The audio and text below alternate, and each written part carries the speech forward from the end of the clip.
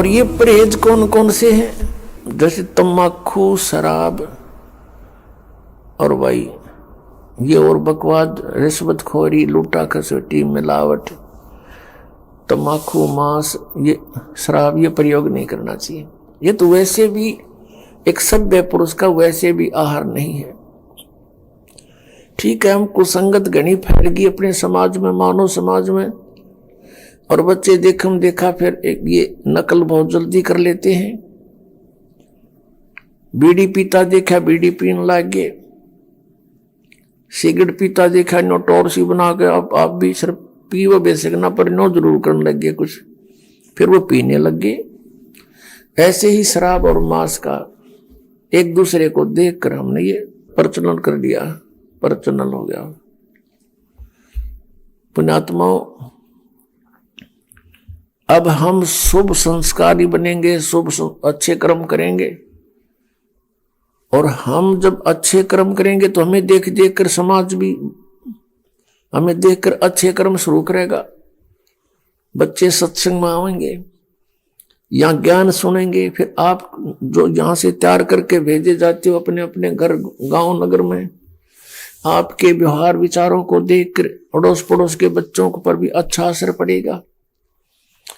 तो एक समाज भी सुधरेगा और कल्याण भी होगा। और फिर दूसरी मर्यादा कौन सी है? आन उपासना नहीं करनी। आन उपासना कौन सी है? जो दास बताओ वही करोगे। और दास के क्या बताएगा? जो हमारे सदग्रंथ बताते हैं। ये दास एक टीचर है, आप विद्यार्थी हैं, और इस आध्यात्मिक मार्ग का जो सिलेबस है वो हमारे सदग्रंथ हैं, पवित्र चारों वेद, पवित्र श्रीमद् भगवत गीता और पवित्र सूक्ष्म वेद। इनके अंदर जो भी लिखा है वो हमारा सिलेबस है। इसके बाहर कोई पढ़ाता है तो वो टीचर ठीक नहीं, वो शत्रु है विद्यार्थियों का। और पवित्र 18 पुराण, पवित्र कुरान शरीफ, पवित्र बाइबल, पवित्र गुरु ग्रंथ साहिब, ये हमारे पाठ्यक्रम की पुस्तकें हैं। और इन पाठ्यक्रम की पुस्तकों में जो ज्ञान सीधा परमात्मा ने दिया है केवल वही स्वीकार्य है। और फिर जिनको परमात्मा आकर प्राप्त हुए अपने विधान अनुसार, उन नेक आत्माओं को, और उन्होंने जो परमात्मा परमेश्वर को देखा सचखंड में, सतलोक में, और फिर सब स्थिति से वो परिचित हुए, उन्होंने फिर जो ज्ञान अपनी अमृतवाणी में लिखा है वो ज्ञान हमें मान्य है। उसके साथ साथ जैसे 18 पुराण ये सहयोगी ज्ञान है सृष्टि रचना को समझने के लिए।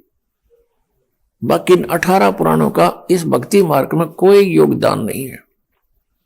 भक्ति मार्ग में योगदान है पवित्र गीता जी, पवित्र 5 वेद, 4 वेद तो आपके सामने है, वेल नोन है, और 5वां जो सच्चिदानंद ब्रह्म की वाणी उन्होंने खुद अपने मुख से आकर बोला है और यहां आकर रहे हैं, वो वाणी ये है हमारे भक्ति के मार्ग के सदग्रंथ। इसके अतिरिक्त जैसे पुराण है, कुरान है, और जैसे कुरान शरीफ में जो ज्ञान दिया है ब्रह्म ने हजरत मोहम्मद जी को सीधा, वो ज्ञान बिल्कुल सही है।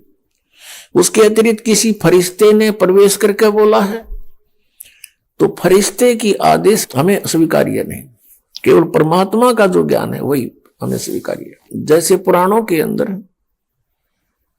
ब्रह्मा जी ने अपना अनुभव, कुछ वेदों का ज्ञान मिक्स, और कुछ पूर्ण परमात्मा ने आके जो उसे डिस्कस की थी वो ज्ञान ले लिया थोड़ा सा,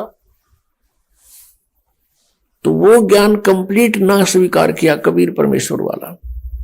अपना अनुभव, वेदों को जैसा उसने समझा वो ज्ञान मिला करके वेद, ये पुराणों का ज्ञान सुना दिया।